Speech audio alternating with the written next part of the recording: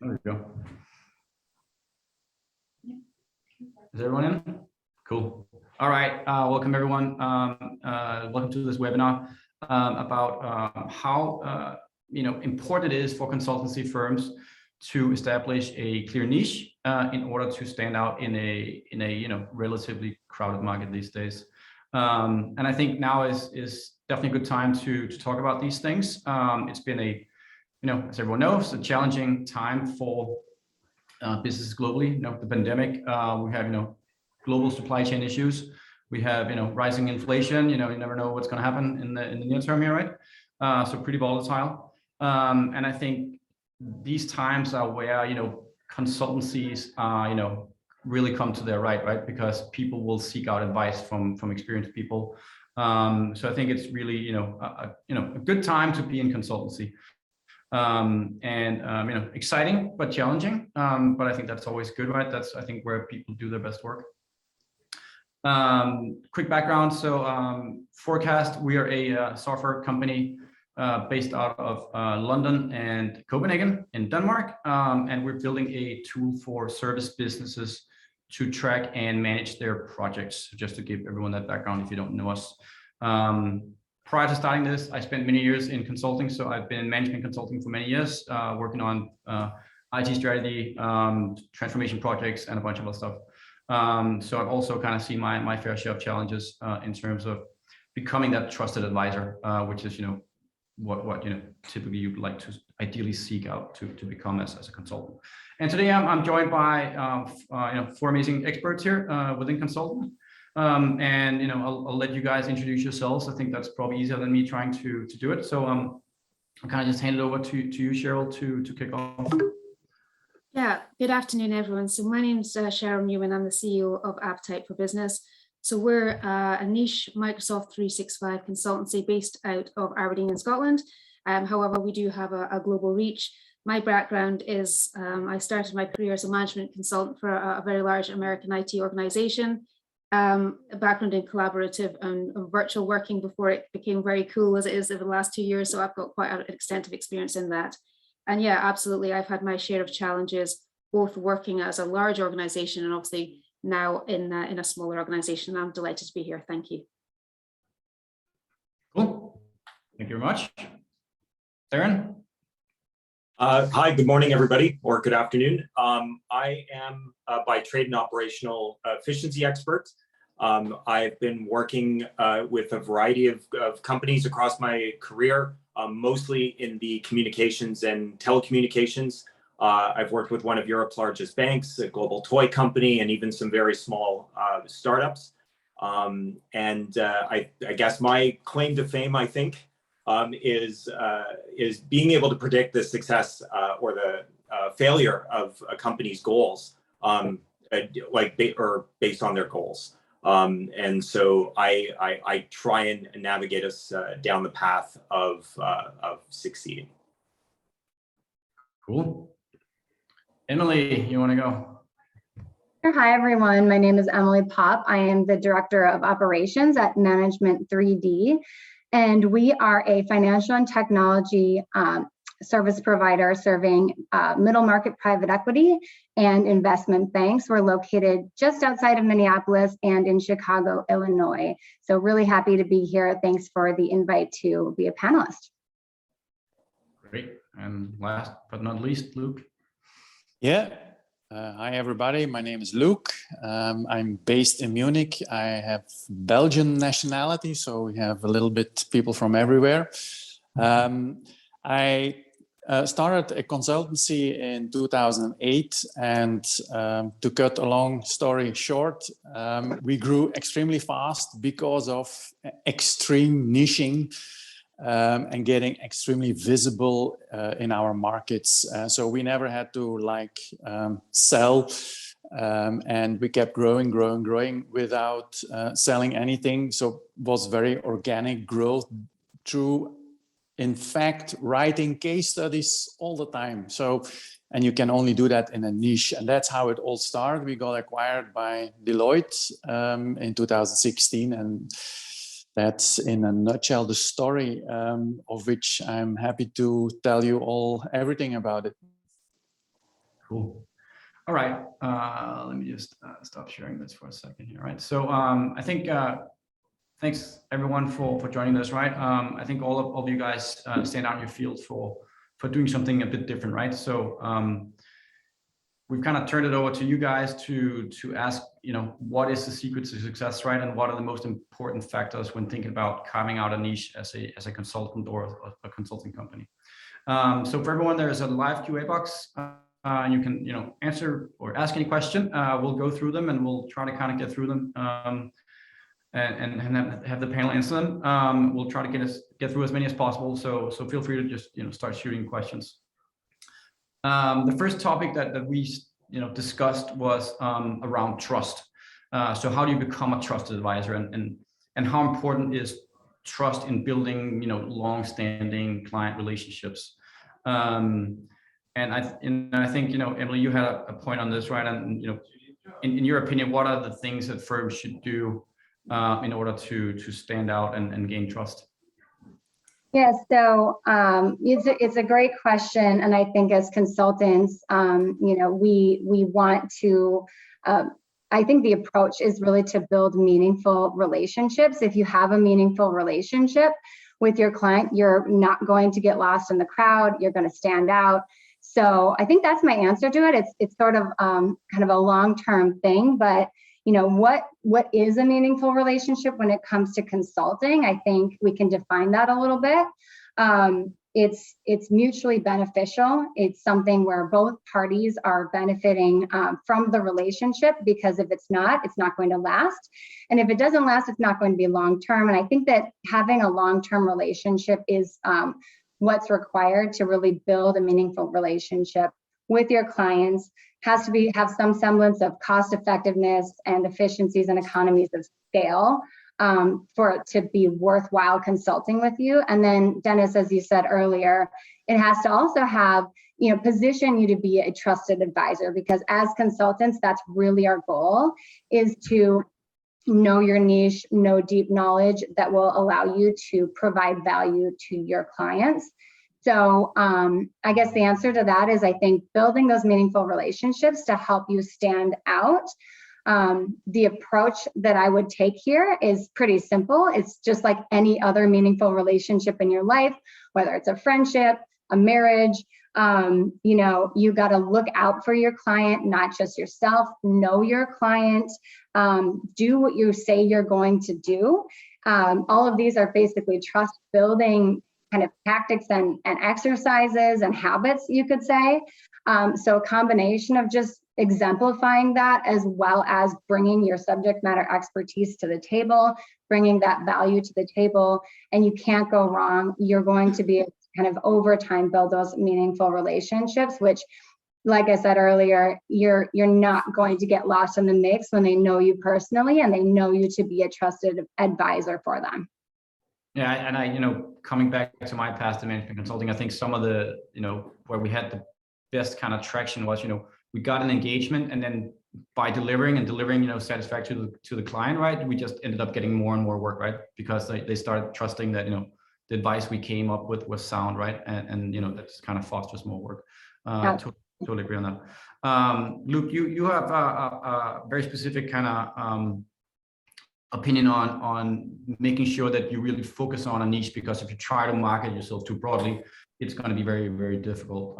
Is that something you can elaborate on a little bit? Yeah, of course. I'm not a marketing guy, but I always say, if you don't focus on a niche and go deep in a vertical, then the laws of marketing don't work. So in fact, you cannot build trust if you are, as I always say, if you keep all the options open. And that's a little bit of an illness of many consultants, that they keep all the options open to protect revenue, or to protect income.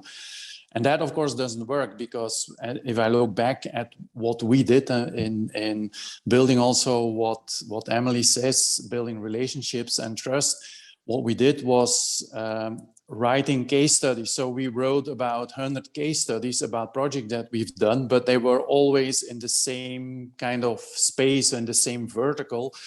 And we went extremely deep in everything we did and in everything we wrote about that. And that created that gigantic trust and I would say organic pipeline. And so that you can't do that. It's totally impossible if you keep all the options open and you say yes to almost everything, because then you'll be dead. You won't have the time to do that. Cool. So Cheryl, what would be your advice to boutique agencies and how to gain trust and also trying to compete with these more kind of larger and well-known consultancies and how to kind of get around that? I think I'm in the sort of same camp as the rest of the panel. You really need to build relationships. And I think it's around mutual benefit. As Emily said, it's about for me, it's around putting myself in my customer's shoes. What is the right thing that I need to do for them? And it's doing the right thing. And I think often you'll find that larger organizations will sell solutions rather than actually listening. And I think just by actually sitting and actively listening and asking the questions with your customer and really digging in deep about what they need, because there's a big difference between needs and wants. And we really need to, as consultants, to find out what the need is, because that's where the value add is going to be. And I think it's also having the ability, we've all started our businesses. We've all been in situations where we need to bring revenue in, but there's been situations where I've actually walked away from very large, profitable businesses because it wasn't right for the customer. And I remember the customer at the time saying, "Are you crazy? Why are you doing this? You're a small business." I said, "But this is not right for you. And I wouldn't be doing my job correctly if I didn't advise you with the right advice." And you know what? They've been a long-standing customer for 5 years now because they respected me for being brave and honest enough to say, "No, this will not work for you. And this is what we think will be best." So it's creating that trusted relationship. And I think by doing the right thing at all times, being authentic in how you operate your business and being transparent. So if you operate, say, for example, in social media, be who you say you are online and offline. And I think a client can identify with that. So that would be my guidance and advice, really. So by that, you're also saying, if you're trying to win, let's say, an engagement with a non-existing client, you wouldn't advise people to go into an engagement knowing it's wrong, and then during that engagement trying to convince them of something else, or how? No, you should always put the customer first. I know it's hard. I know we're in revenue generating businesses, but actually that relationship and building that relationship and building that trust will actually create opportunities for you, much more profitable opportunities for you further down the road by just being, doing the right thing. Cool. Darren, anything you want to add to this topic before we jump to the next one? Yeah, just one point. I think the biggest advantage that I've tapped into is learning how your customer is being evaluated internally. What are their KPIs? How are they being measured in their company on the success of this project? If your project or if the project you're working on is secondary or a tertiary priority for them, it may drastically affect or inform how you approach your interactions with that customer, as well as how you structure the project, how you structure your time. So I think that one is key to the success and demonstrating to a customer that you care about the rest of their time, not just the time they're investing in your project. Yeah, that makes sense. So we have a question from the group here for you specifically, Cheryl. So I'll just read it out loud. I've been in the consulting business for 11 years and I can't get to profit. The more revenue, the more people I have to hire. Any tips on how to become profitable, since most of my projects are fixed fee? I always came back to when I started the business. Someone said to me, turnover is vanity, profit is sanity. And I keep that all the time. And I think you get into that, when you're servicing customers and you have to bring on more and more staff. But for me, it's around understanding your profit margins, and it comes back to cash flow. So you need to have a certain percentage in your business that that will cover your business costs and not going below that. And I think sometimes it's around evaluating, is this piece of work right for my business? Am I going to make profit from this business? Can I service the customer correctly with this business? And it comes back to that. And if you can't, then you need to just walk away from that piece of work because it's not going to be right for you or for the customer. yeah, so basically, you know, always difficult when you're thinking about price and how to kind of price, especially on a fixed price, right? How do you kind of price it efficiently and make sure that you come out, you know, at least with a plus on the bottom line and not, you know, a big and it's a saturated marketplace. And if you start getting into a pricing war, it's a race to the bottom, and no one's going to benefit or no one's going to win. So you have to take a harder stance and say, no, this is not right for me. I need to walk away, and I need to find other customers that will support my vision for growth. And I think that's the way I've always addressed it. And I hope that can answer the question, because you're right. Otherwise, you're in a situation where you've got more and more people, but actually you're not going to make any profit as a business. So you need to kind of take a different approach to it. Okay, good. Dennis, maybe if you allow me to add something. I'm working with a lot of consultancies, and the way to get around this as good as possible. Of course, there are many possibilities to do that, to become more profitable. But the thing I learned is that profitability goes up dramatically by productizing consultancy services. So I'm currently actually writing about it in my newsletter, previous one, this one, and the next one, because packaging, standardizing, starting from an authority position is what drives profit. And we have been doing this many, many years, and we made a lot of money by doing that. So instead of customizing and working, let's say, as an order taker for your clients, moving into more standardized, productized package services to make it more profitable. Yeah, no, that's a super valid point. I recall we did that extensively at IBM to really make sure that, you know, we didn't end up over delivering on something that, you know, we didn't get, you know, paid to do, basically, right? Which is, you know, definitely a tendency that you have, especially probably when you're smaller, right? And you want to like really provide like a stellar service, right? Because you want to really show to the customer or the client that, you know, this is, you know, we're good, right? And we know our stuff. So you probably sometimes tend to overservice a little bit. I think that's a very, very valid point. Hey, Dennis, do you mind if I build off of that a little bit? Go shoot. So in addition to kind of standardizing your services, one of the concepts that my company has been thinking about and employing is delivering whole solutions versus point solutions. So I think this is, you know, once you've standardized, simplified, and automated some of those services, you know, it's kind of designing your services to have carryover value from one service to the next. And the reason that this, I think, is helpful and important is because it's going to be the foundation for a long-term relationship with your client, as I was mentioning earlier. By building whole solutions that have that carryover value, you're going to reduce friction from one service to the next service. And you will have designed those services with your client's processes in mind, so that basically, you know, it's a no-brainer when they go from one stage in their typical operation to the next. And you can really build those long-term relationships which eventually have, you know, the benefit of being a stable source of revenue for your company, right? So you don't have to hit the pavement.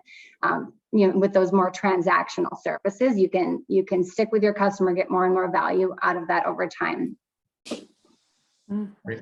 We actually have another question, so I'll just kind of keep going on this topic a little bit. I'll read it out loud again here. I love what Cheryl said about always putting the customer first. I want to hear from the panel whether you had any engagement that went sideways. I'm sure you did, because you didn't take that advice. Then that's the other kind of part of the question. Anyone want to tip in on that? So I'm happy to start. So yes, absolutely. So I said at the start, I worked for a large management consultancy, and the kind of operation modus was you would say yes to any work, and then you would figure out how to do it later. Whether that was looking at a YouTube video, or you just find some way to upskill yourself. And that was something that didn't sit well with most of us as consultants, because how can you fulfill an engagement when you don't actually really know what it is that you're engaging or consulting with the client on? So yes, that's happened to us. And it was one of the reasons that I actually left, because it was stressful, not only for myself, but stressful for the customer as well, because no one was going to win from that situation. not credibly, right? It's like, you know. Not credibly, no, not at all. It was very uncomfortable. Happens quite a lot, of course, in big consulting. But yeah, when we got acquired by Deloitte, that was one of the first things, and we put in the contract that we would only do 1, 2, 3 things, and those were standardized approaches, and that was it. And that protected us from saying yes to kind of everything that we got asked. Yeah. Great. I think that's interesting, and that actually kind of bridges nicely, I think, into the next concept, which is thinking about kind of boutique consultancy firms versus larger scale firms. And Luke, now your company Inostics, got acquired by Deloitte, as you mentioned, right? What was the, you've been on kind of both sides of the scale here, right? What were the main changes you experienced? Yeah, actually, I started as solo, then we became like small, medium, and then we got acquired, and we got all of a sudden part of a big a big box. Now that's also what I'm doing with my clients now. Clients are consultants.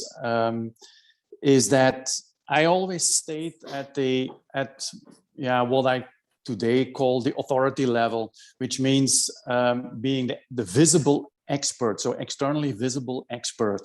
And I was that when I was in a solo, I was it in a small medium, and I stayed within Deloitte.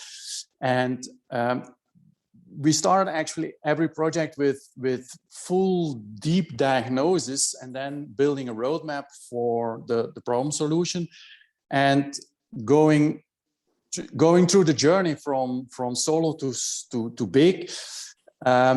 There were like more components from the roadmap that we decided for implementation. So when I was solo, I was this expert only, and I didn't do any implementation. I did the diagnosis and the roadmap, and I looked over their shoulders, and they did the implementation. When we became a little bigger, we decided to do a few more things from the roadmap, but all the rest was, again, the client had to do that, but we stay there in the background to monitor progress.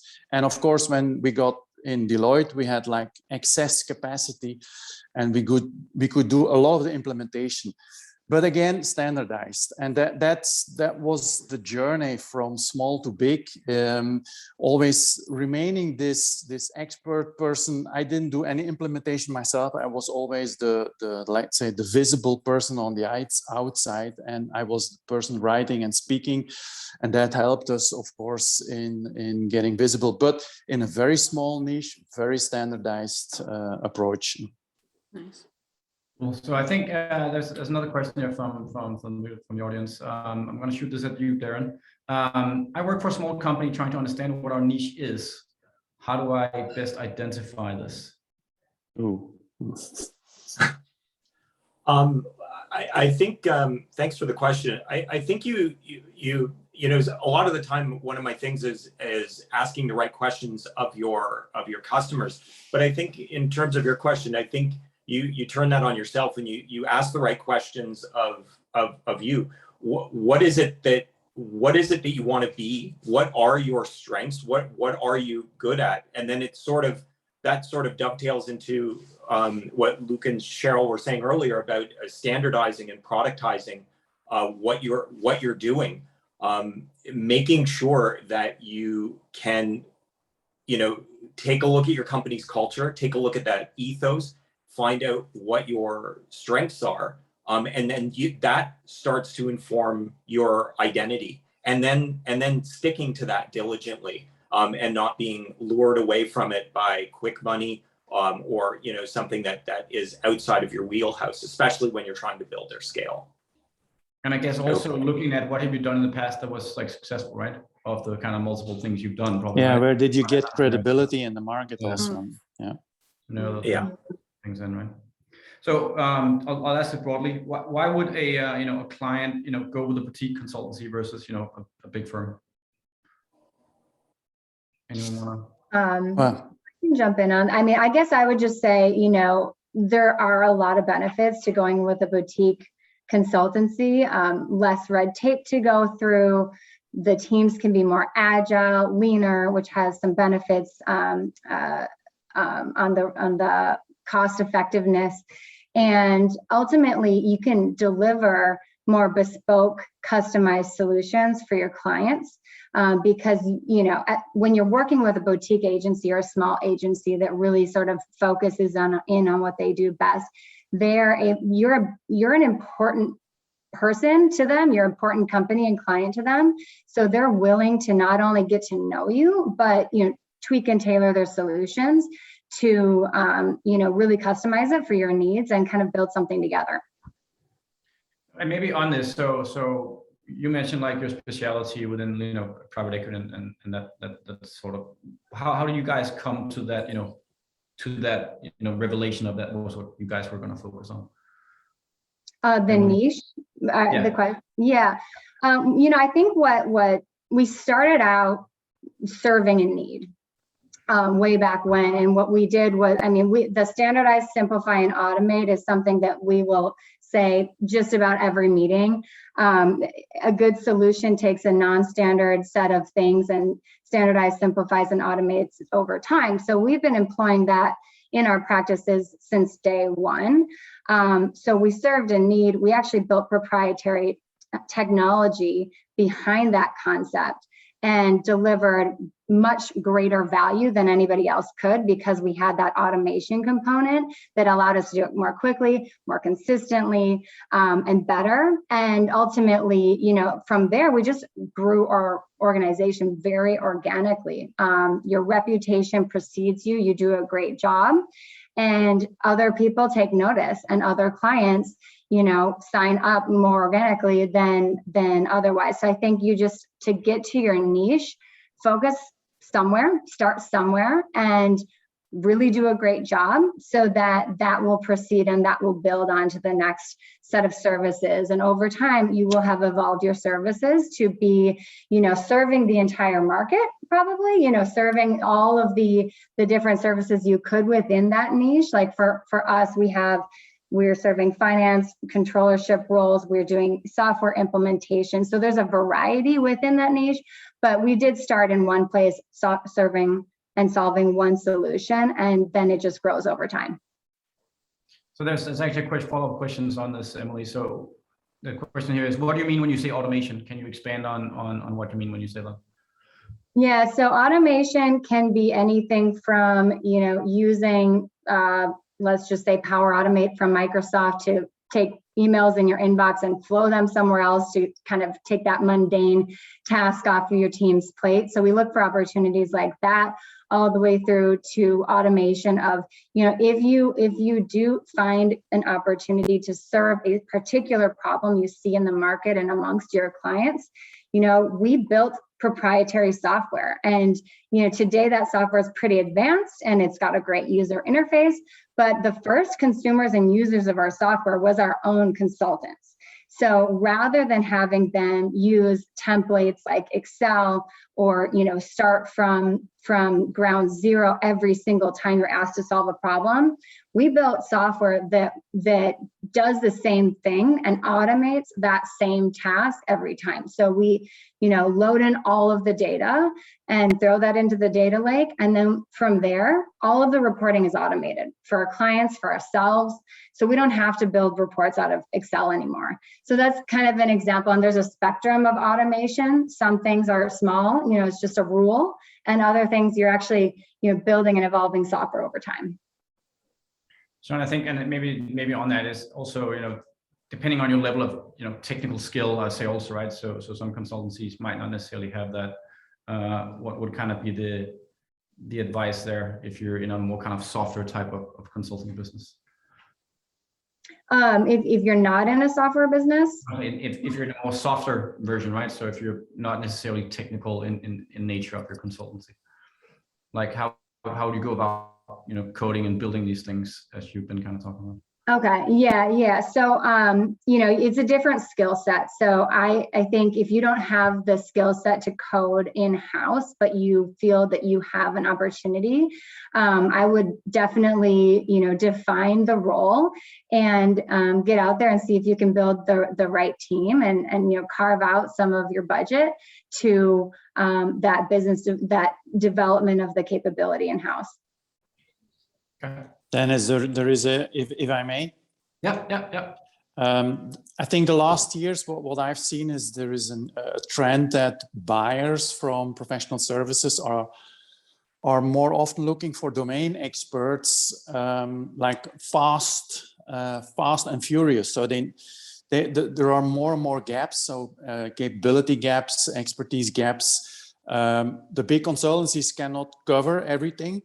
So one of my clients is a Salesforce expert in one particular Salesforce feature, and he gets invited by the Deloittes and the Accentures to coordinate, to cooperate with them. So they own the project, but he gets invited as a member or an expert in that particular domain. So there is this trend going on of small experts, small boutiques who are very, very, and again, we're talking about the niche here, who are in a very specific niche and who collaborate also with larger consultants who get invited. And that trend is, of course, with Corona, is now even more present in the market. And you have, of course, all the platforms, the consultancy platforms, the freelancer platforms, all those things are growing like hell. Yeah. But it's about expertise and deep expertise, and of course you have to be visible and known for that expertise. Yes. So, and that's something you build over time, I guess, right? Absolutely, it takes time. That's not a sprint. Yeah. So there's a question here. It's a little bit long, so I'm going to try to simplify it a little bit. So the question is around being for instance, a Microsoft vendor or another kind of software preferred partner.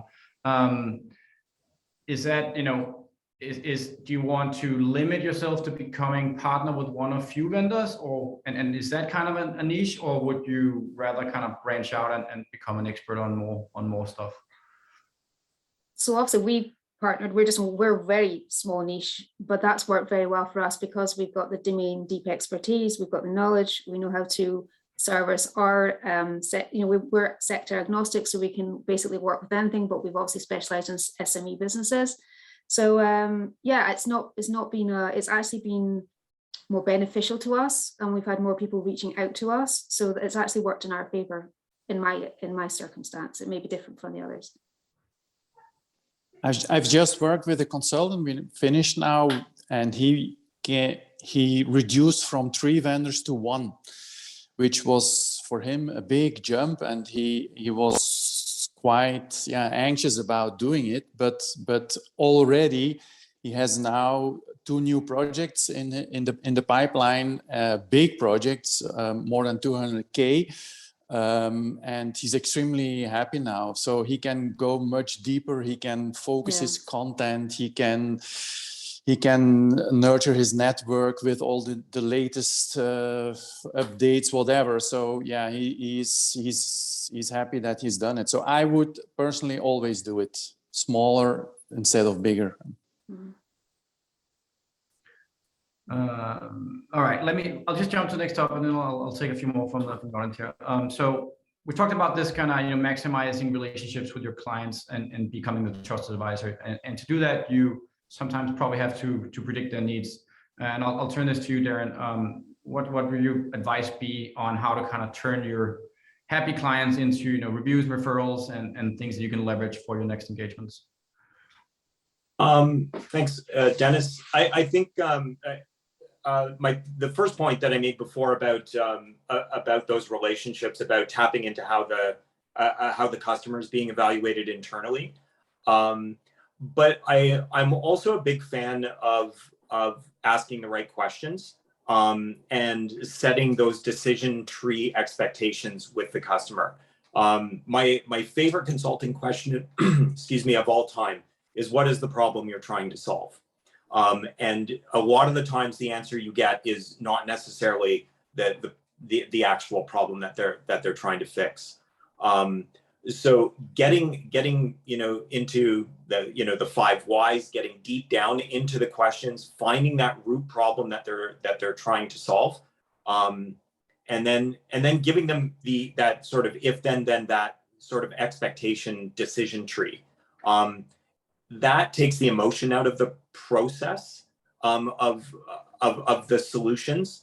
Sometimes you have different departments or different stakeholders that are invested in one solution over another because it's their baby. But it also takes the frustration for me out of reducing or of implementing a less than ideal situation. So I kind of give them, these decision tree things, and I say, listen, here are these if then that expectations. If you go in this direction, this is what we can expect. If we implement this is what you can expect. And then finally, I think the benefit there is it gives your customer, there's 2 immediate benefits to that. And it demonstrates my flexibility as a consultant, that I've got a variety of things at my disposal, directions we can take, but it also empowers the decision maker to make an informed decision. And that they're taking the responsibility for the decision and the direction that this project goes. Unless they're making a glaring or grave error, in which case I'll raise my hand. It really does belong to them, and it allows me to help them in the direction they want to go. Yeah, I'd absolutely agree with you, Darren. That's exactly the same kind of philosophy that we take in our business. And I think you don't go in with any predefined solutions. You go in with that questioning, just pushing them deeper in. And then you're right, they start to actually, what they thought was a problem actually isn't the problem. And then you start to uncover more and more. Yeah, exactly. So I absolutely agree with you on that. So I'll take another question from the audience here. It's more broadly asked. I'll say, how do you avoid becoming window dressing when bidding with a big firm? We've had some bad experiences with big firms who use us to win work, and then they just divert ours to their internal resources. Anyone want to take a stab at that? Is that actually a positioning thing more than anything, where you have not necessarily positioned yourself well enough to show that you're better capable of doing this, or what is kind of the? I think. Yeah, go ahead, Emily. Go ahead. So I guess what I would just say to that is I provide a tactic that we often do when working with new clients, which is allowing them to see for themselves. So we believe that what we have to offer is going to be definitely competitive with the marketplace, with the competitors, big or small. But oftentimes if you're smaller, they might not realize that. So we'll let them see for themselves, and we keep the long-term relationship in mind. So we'll oftentimes, allow them to take, proof of concept, for example. We'll implement the software for free, just so that they can see it, try it. And if they like it, they can go with us. And then if they like it, it's hard to actually walk away from it. So it's almost like simplifies the decision-making process, allows you to showcase your skills and your talents of your team. And maybe that first engagement is at cost or you free of charge, but you build that relationship. It's the foundation for building trust long-term, and they can stick with you even when you're up against the biggest competitors out there. Is it almost like a no cure, no pay type of thing, or? What was that? Is it almost like a no cure, no pay model? Yeah. Yeah, I mean, proof of concept or, the first engagement, but even throughout the relationship, there's gives and takes. And like I said, if you've built that meaningful relationship, you have that as your guiding light. You know what the right thing to do is. You're not transactional. You're thinking long-term. You're putting the client's interest in front of your own from day one. And it all sort of works out in the end. I was going to mention as well, just on that, the comment or the term of window dressing. I've always tried to dive deep into what is the buy-in or the commitment of your decision makers in order to avoid exactly that outcome that you were saying, where they just sort of get all the ideas from the consulting company and then, you know, farm the work out internally.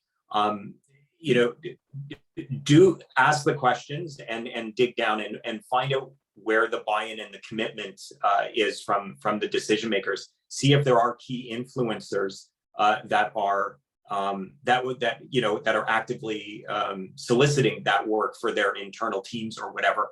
And you can probably get an idea or a spider sense of what kind of player you're going to be in that project. Yeah.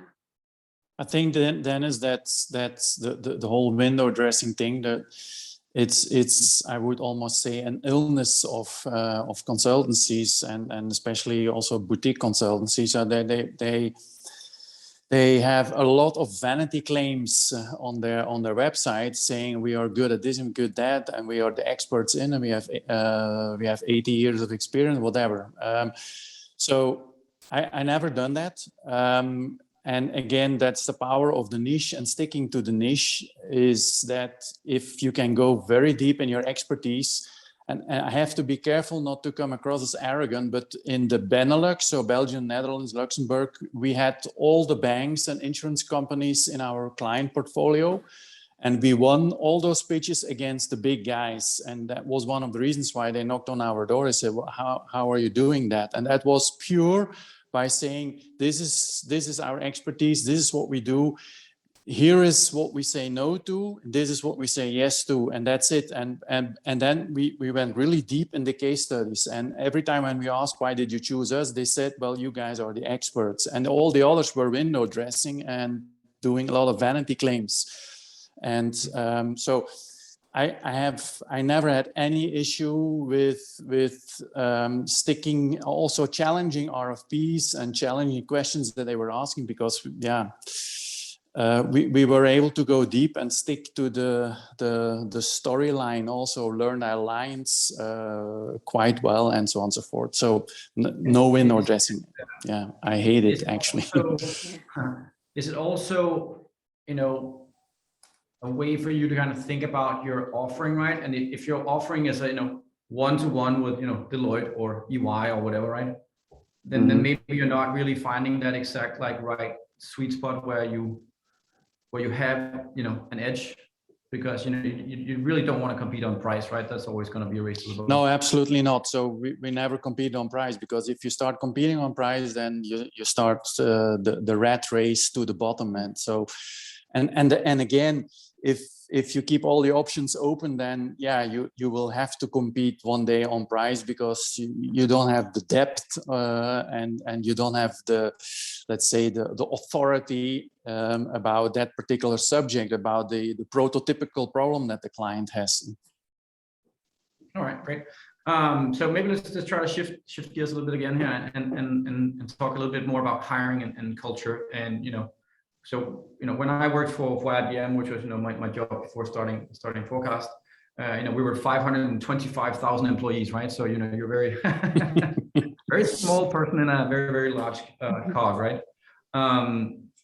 What are kind of the benefits in your views on being a small consultancy and culture-wise, you know, finding talent and, you know, having that more approachable and kind of flexible nature than, you know, you would probably have it at a larger firm?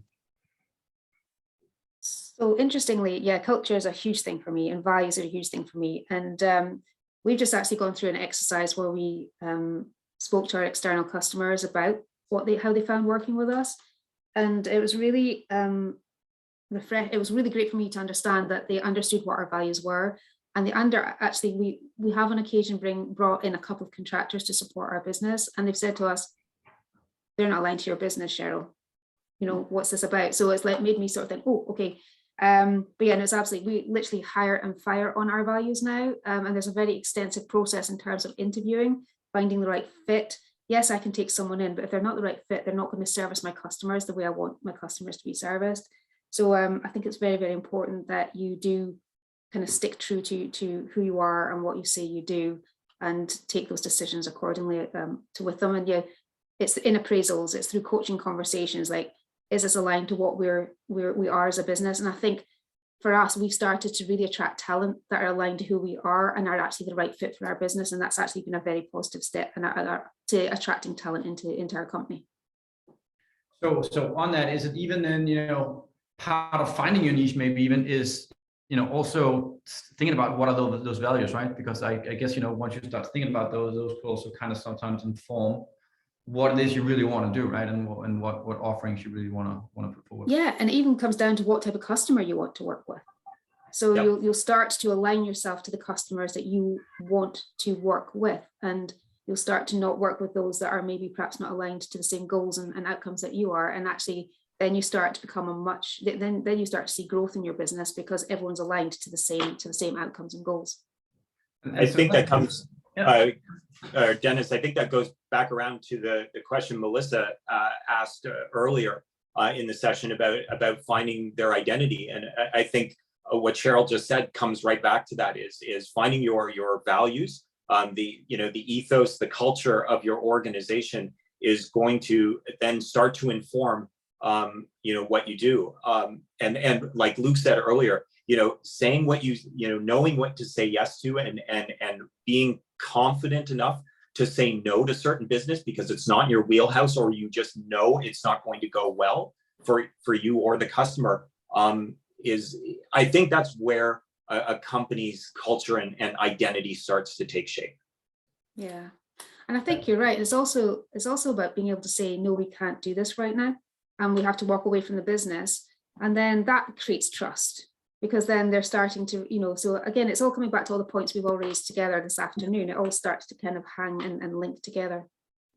So I think Dennis, maybe, yeah, go ahead. It just spurred to me here, like hearing this is, another way to think of your niche could also be instead of, we've been talking a lot about kind of offerings, right? But it could also be just like, maybe I just service a certain sector, right? So maybe I just service retail or I service, finance, the finance industry, whatever it is, right? That's kind of what you guys are doing, Emily, right? Really in your company is you kind of probably looked at it in a little bit different way in terms of what is the niche, right? Not necessarily in the offering, but actually in the sector you're servicing, right? And that will then inform what the offerings then are. Yeah. I mean, we have roles in finance, controllership. We have a variety of, most of our projects are in buy and sell side M&A, but we also have the software components. So the software implementation, data governance comes into play. And our team, we actually leverage that niche. I think we're all trying to make the same point, which is that when you've narrowed your services, you're able to actually hire and develop your staff and grow it over time successfully because you know what you need to be able to deliver to, and you can nurture the skill sets that will build up that ability to deliver. The way that I really like to think of it is not just how do I hire the right people? That's a super important component of it. And Cheryl, like you, we have a very rigorous hiring process. Very much so. And that's served us really well. But after that, I also like to ask, do we have the right mechanisms, processes in place to empower the people that we have on staff to continue to grow, to see their potential? And so that's where I spend a lot of my time thinking about how do we give people stretch opportunities that actually keeps their confidence up, right? So giving them stretch opportunities on a regular basis, but rounding out that delivery team to the skill set that maybe they're not so equipped in, so that they can still have the confidence but still be learning all the time. We rotate people through projects because we always want people to be doing something different. The retention rate is high for employees because they're always challenged and they're always growing. And they also do a really great job for our clients because they can tap into a breadth of experiences that are all related, again, to the niche, to the finance industry, to the CFO, the office of the CFO.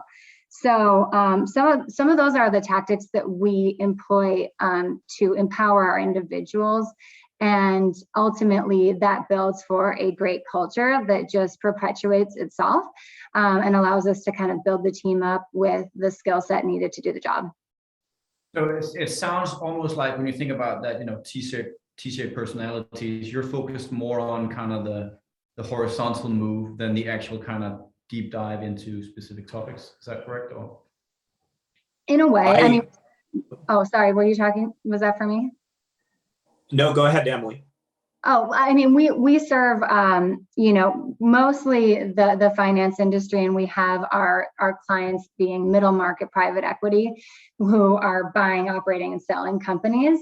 But there's a lot that goes into that. So very focused niche, but a breadth of experience across the operations, the buying and the selling processes for our clients. you wanted to add to this, Darren?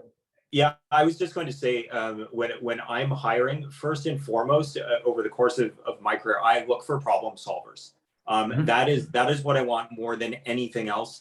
When I was working with a global toy company, one of the things that I was answering internally as I was hiring people was, can this person save Christmas?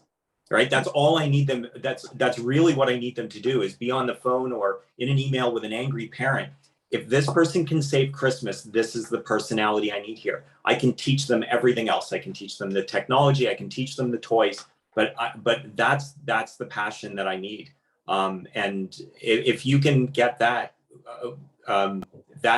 those are great employees. Passionate employees care. And to Emily's point earlier, if you narrow your niche down, you can find the right employees that are passionate about what you're good at.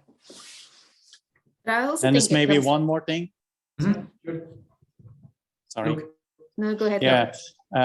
As I already said, in our niche, we wrote, I would almost say close to 100 case studies.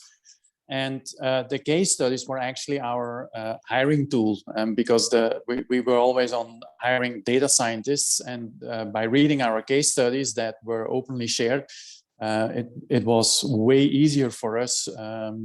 So that was a real support for us. It was kind of a qualifier for those people. So they got interested in what we were doing and why, and the culture and so on and so forth. Yeah. Do you want to add to that, Cheryl? No, I just wanted to add, I think the most important thing is kind of open and authentic leadership. I think that builds great employees and that builds a great culture. So being open with your team. So for example, I think I saw a lot of companies during COVID not being open about where their businesses were at. But for me, it's about transparency within the team. This is where we're at. This is what we need to do together. What can we, and bringing them in and making them feel part of that vision and part of that forward progress. And I think that builds that trust, and it builds the great connection between you and your employees as well. And I've always been a very big advocate of that. It's just being autonomous and being open with them. And I think Also, that's when it's not going well, I assume. Yeah, open when it's not going well. I think it's really important. You don't have to, you don't have to disclose everything to make people worried or scared. But I think just being open and saying, this is where we're at, but this is what I think we need to do. Are you with me on this? And just showing a bit of leadership with them. And I think that builds trust, because you're being honest with them. And culture absolutely starts at the top. Yeah. So, and there's actually a question here from the audience, which is basically, do you think culture has a big impact on the great work you're delivering for clients, or how great the work actually becomes? What would you say to that, Darren? 100%. Thanks, Francis. It is, yeah, everything. I think when you, sorry, like when you, sorry, I lost my train of thought. Somebody else jump in. I think so. If you have the right culture, I mean, I guess it could answer both ways. If you have the wrong culture, you're not going to be delivering as well. But kind of identifying the components of your culture that actually perpetuate better work is what I like to kind of strategize around. Just to kind of name a few examples, maybe bring it to life. You set your values, but you can also kind of have these phrases that you say regularly. And for us, it's that we enjoy the work we do. And I think Darren and maybe even Cheryl, you both said this. If you enjoy the work, your clients know that. They can tell if you're begrudgingly coming to the meeting and you just hated every second of the project, or if you really are excited about it, because it's just a genuine, person to person relationship is built on whether you're bringing positive energy or you're bringing negative energy to it. So that's a piece of our culture. We hire people who are really, really passionate about the work that we do. Another piece of it is we support each other. We work as a team. And that absolutely helps us to deliver better for our clients, because we know that we're not out there and doing it all on our own. If we run into something that we don't know how to answer ourselves, we know who to go to. We have mentorship programs within the company. And then the other piece of it is kind of characteristic traits. And this is probably unique to us, but we say it all the time. We hire smart but humble people. And I think it almost just naturally happened. They're very, very capable. They're practitioners. They're passionate about the work that they do, but they're humble and they're approachable, therefore, to our clients. And you can ask them anything. And we really just care to kind of give a genuine response to it so that our egos don't get in the way of things. And so all of these are just examples of why I think to the question that, having the right cultural values can actually help you to deliver much better quality and experience for your clients. I think that's a good point. I think actually, so just thinking about like the way I think about hiring and the hiring we do here for the team that we have is thinking about kind of people in terms of like, is this a person that gives energy, or is this a person that takes energy, right? Mm-hmm. And you want to surround yourself with the people that give energy, right? Because otherwise it's going to be a long day, right? And you're going to end up really miserable. So I was just going to say, Dennis, maybe building on that, what I experienced was that, again, bringing it back to the niche discussion, is that being in a niche, everybody was like on the same agenda, and we all had same energy for the same thing, and that was also extremely helpful in building a culture in the team. Yeah. What do you want to say, Cheryl? I was just going to say, I was just going to agree with Emily as well about the positivity. I think people see that. Also, just having each other's backs as a team is absolutely key. So you work as a team, and also that no blame culture. Okay, something's gone wrong. Okay, why did it happen? Well, what can we do to make it better? And just working together. And I think that's very it's quite a thing in a larger organization. There's the blame culture. This didn't go well. But I think in a smaller team, you have to have each other's backs at all times, and you need to make sure that you're supporting and helping. And I think that's a differentiator. Mm-hmm. All right, we have about 5 minutes left. So I think there are like 2 questions I'd like to touch on. So we've been talking about this thing with hiring. I think a key piece we haven't talked about is, when do you know you need to hire someone, or what's your maximum capacity versus you need to have new people join B to be able to live up? When to do and know that. Dennis, for me, I use geometry for this. It's a really easy thing, and it serves me every time. It's really, it's a triangle. A triangle has 180 degrees, and those angles are your resources, your volume of work, and your service levels. And I use that to determine if you want your service levels to stay the same. You can adjust those angles however you want, but it's always going to equal 180. So if you want your service levels to stay the same, but your volume is going up, then you are going to have to hire more people. If you're flexible on the service levels and keeping your costs and your people the same, then you're going to have to flex one of those other things. So always keeping that triangle in mind, and when I'm delivering expectations to customers, saying, which one of these angles is flexible, because that's what you're going to have to decide to bend on. So that's one of the things that I use, depending on which one they want to flex, is whether or not to decide to hire other people. That's a good way to see it. Maybe and then maybe the last thing before we end here, right? So I'll ask you, Darren, again. What do you class as key elements of successful delivery for clients? Yeah, I saw the question. So thanks. And by the way, Emily, thanks for jumping in and saving me earlier. I am a big, huge fan of a book and a philosophy called The 4 Disciplines of Execution. Sean Covey and other authors. That is one of my guiding stars for successful delivery. Focusing on the wildly important goals, acting on the lead measures of a problem, not the lag measures, keeping a compelling scoreboard, and creating that cadence of responsibility. Those are the 4 disciplines, and that can inform success or failure pretty accurately across any industry that I've worked in. Cool. So we're just about out of time. I don't want to kind of go over, so I'll just kind of on a closing note.